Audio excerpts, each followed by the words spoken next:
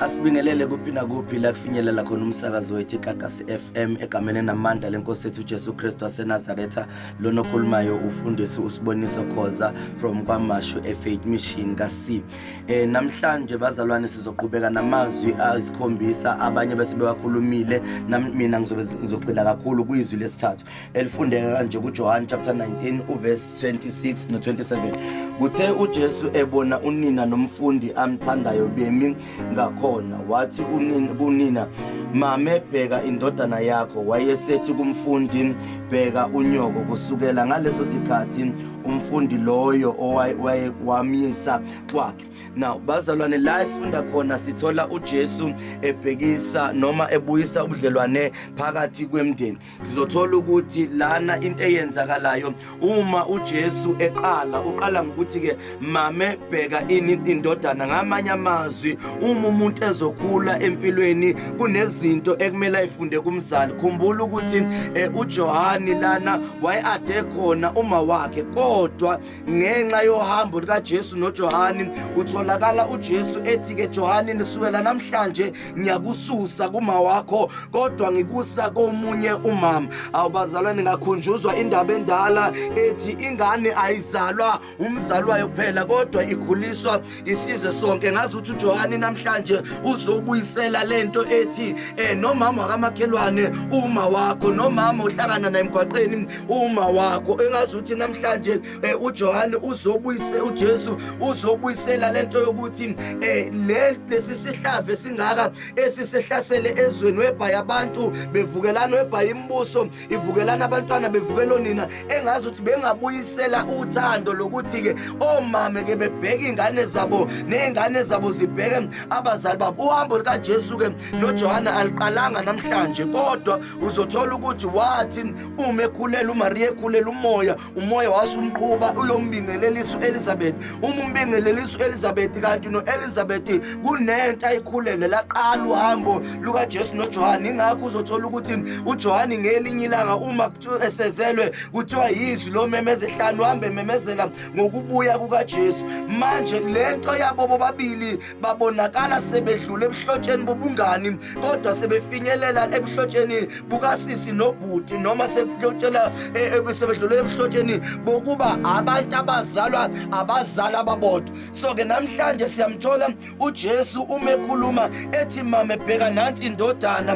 Lento ithini? Ithi bazalwane bami ake sibuyele emakhaya, ake sibuyele kubazali bethu. Lento lena uSathane ayitshalile ukuthi umzali akhulisa ingane bese ingane ingabe isakwazi ukuthi umzali angabe sakwazi ukudla izithelo zengane yakhe.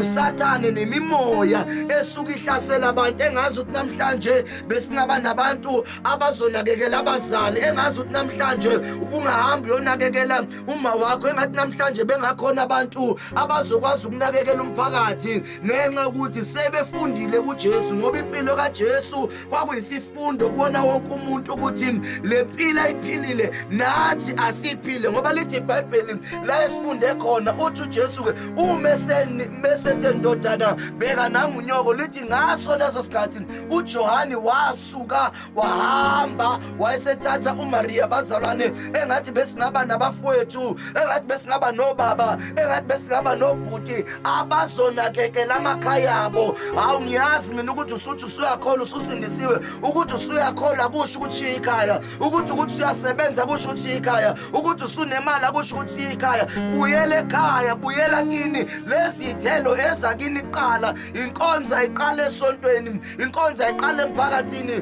kodwa inkonzo iqala ekhaya. Buyela ekhaya uyolungisa isimo nabazali bakho. Niyazi ukuthi uyitshela ukuthi uhlakaniphile, kodwa ukuhlakanipha kunesikhathi la uhamba khona udinga umuntu, ngoba umuntu akalutho ngaphandle komuntu. Udinga umuntu empilweni yakhe, nje umuntu oqala umndeni wakho, umuntu oqala abazali bakho, umuntu oqala onemelo ngawe uma wakho. Noma abantu bemshaya uJesu umeshawa esiphambanweni, umuntu obonakala ebibitheka kakhulu engasakwazi ngisho ukuyimela kwaba uMaria. Manje lento ithi ke noma ngabe wena usuyitshela ukuthi naxatshaniswa yini noma wakho, uma wakho angeke kulahle ukuthanda unjalo, ngoba ngisho ngakuthiwa namhlanje uyabethela uzothi ngifa la ekufa khona ingane yami. Abafowethu nje ngathi benganikhumbuza namhlanje ukuthi kunomuntu akhulela 9 months, ungakhohlwa uyena. Noma ngabe usutamase kangakanani, loyo 200 yomthokozisa, lo 100 rand yomthokozisa, yena usethokozisa ukubona wena. Lithi iBhayibheli uma uJesu esekhuluma le ndaba lithi ngaso leso sikhathi uJohane wambheka abazalwane uMaria ngaso lesikhathi watholakala enenduduzo, ngoba uMaria phela khumbula ukuthi nenkathi uJesu umezalwa wonke umuntu evela umezela inkosana noma ezela umuntu wesilisa usuke senalelo themba lokuthi awusakhula isibongo madoda. Kodwa namhlanje uma uMaria ebona uJesu eselenga, useyaqala manje uyakhala, usezwakala ukuthi awusapheli isibongo sami, kodwa uJesu umnikeza ithemba uthi mameke niyazi ukuthi ubona sengathi kuphelile ngami, kodwa kunomuntu enzokunikeza yena. Engathi namhlanje bungaba loyo muntu ongaba usizo umakhelwane wakho, engathi namhlanje bungaba loyo muntu oba usize emphakathini, engathi namhlanje ungaba loyo muntu oba usize esikoleni lapho ufunda khona. Abazalwane besidinga amadoda azokhula abheke umphakathi le gender based violence ezikhona, abantu abayokwazi ukumelana nayo,